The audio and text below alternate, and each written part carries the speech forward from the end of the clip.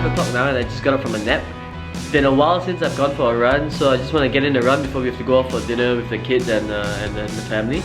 We've been busy moving, unpacking and arranging the place, so I haven't had much time, and I think my body's feeling it. I'm falling sick more often and I need to get in some exercise soon. Time to get changed.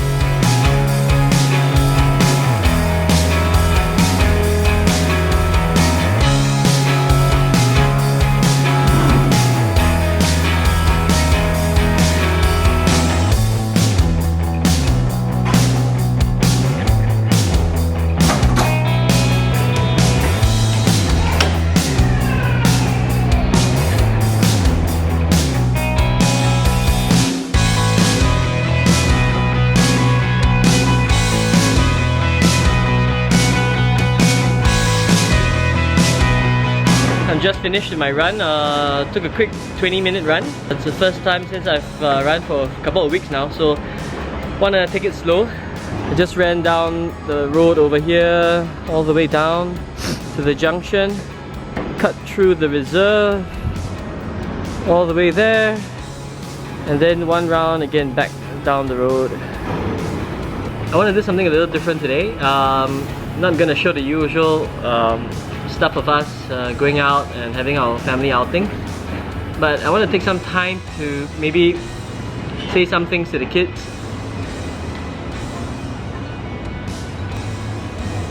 Okay, so I was kind of going through my stuff, unpacking the boxes that we still have lying around. Kind of found a lot of old memories. You can take a look. So these are some medals from my primary school. This is a silver medal from primary 5, 4x100 meter relay. This is a gold medal also from primary 5, 8x60 meter interclass relay. Over here we have 4x100 meters primary 6 relay. Still in pretty good condition after so long.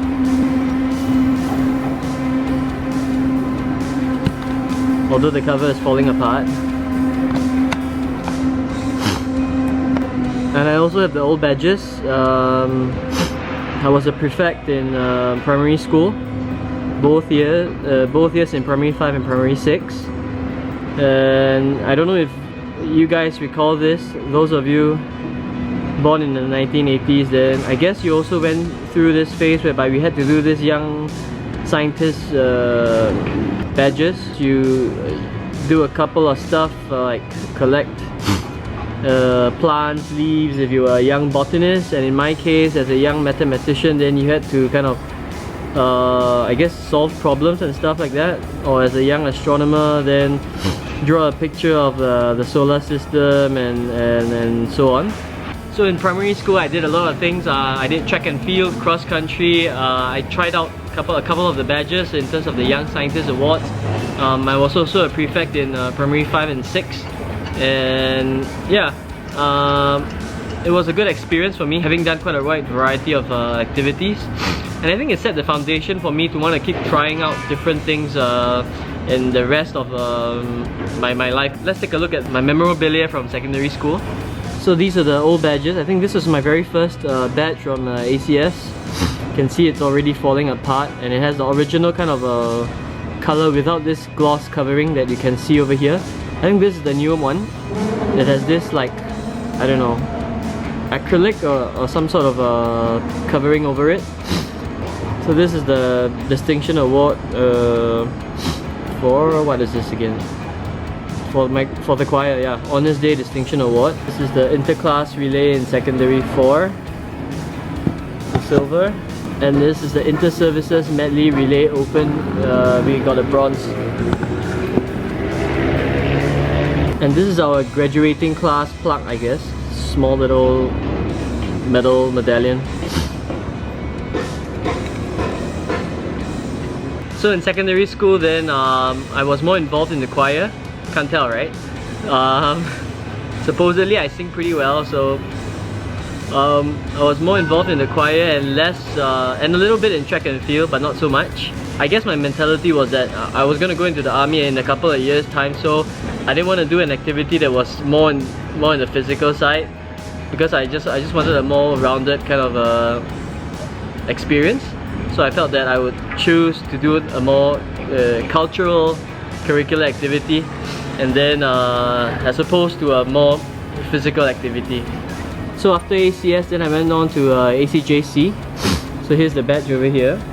And in ACJC then my focus was also on the choir. But I also was a group representative, like a class representative.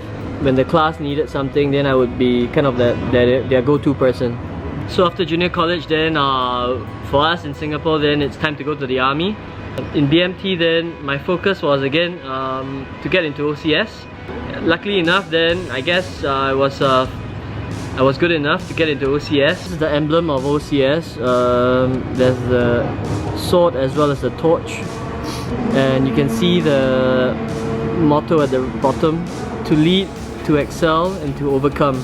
And I still have all the rank from my OCS days. The tri-service rank, the service term rank, as well as the professional term rank. This is the IPPT gold badge. Probably one of the last times I managed to get gold, since you have to run like less than 9 minutes and 45 seconds for 2.4 kilometers, and that's almost impossible now. Still have my marksmanship badge. Hi Ethan. Hey. You wanna sit down? I'm going through all my stuff. No. See you. And this is one interesting one. This is the JCC badge, the Jungle Confidence Course badge. For this then we had to spend almost more than 10 days in the Temburong jungle in Brunei. Basically then we had 5 days of survival training, or the survival phase of the course. You spend 5 days by yourself. You have to build a shelter, you have to survive on the bare necessities. And the other 5 days was on the evasion phase. It's basically navigating through the jungles of Brunei. So it was an interesting experience for most of us. Then we've never done something like this before, at least not to this kind of intensity. And quite a lot of us, we lost maybe about 5 to 10 kgs easily. So that was quite an experience. So after army then I applied for a course in computer engineering in NTU. Why I chose the course was because I've always been interested in technology. So in NTU then I joined the Students' Union. I was part of the executive committee of the Students' Union as the assistant orientation officer. So basically then I kind of arranged all the orientation activities for the freshmen. The computer engineering course was quite hectic, so I didn't have much time other than the Students' Union. So during university, one of my more interesting experiences was my industrial attachment. I had an attachment with Leica. I don't know if you guys are familiar with Leica instruments or Leica cameras. So basically Leica is a company that focuses on lenses. They make lenses, and these lenses go into cameras, into microscopes, into geo-surveying instruments and so on. So this was kind of like their parting gift to us, Leica Instruments Singapore Private Limited. So I had a good experience in Leica because I didn't want to go through the traditional route of applying for an IT company. So I felt that why not try to apply my knowledge to a company which is less mainstream. So Leica had this project whereby they wanted to computerize their inspection systems. So I kind of developed some technology or a program, an application for them to computerize and automate their inspection system, as well as their documentation and database maintenance. So after graduating from NTU then I felt that I didn't want to be in an IT company after all. Even though I graduated with a computer engineering degree. So I applied for a management trainee program with Maersk. Not sure if you guys are familiar with this shipping line. It's the world's largest shipping company, and through Maersk then I've also made many friends who are still my friends today, even though I've moved on to a different company. And I think maybe, I don't know if the kids, if you are watching this, can you see the common thread in my life, in Daddy's life? The point I'm trying to make here is that when you're young, try different things. It doesn't matter whether you're familiar with it. It doesn't matter whether you like it or not. Just try it. You never know. It might be something that you don't like now, but you might grow to love it. Or it might be something that you're not good at, but you might be good at it in future after trying it out. And don't restrict yourself or limit yourself to a particular career. Look at a variety of things, activities, try them out, and then decide for yourself which do you like best.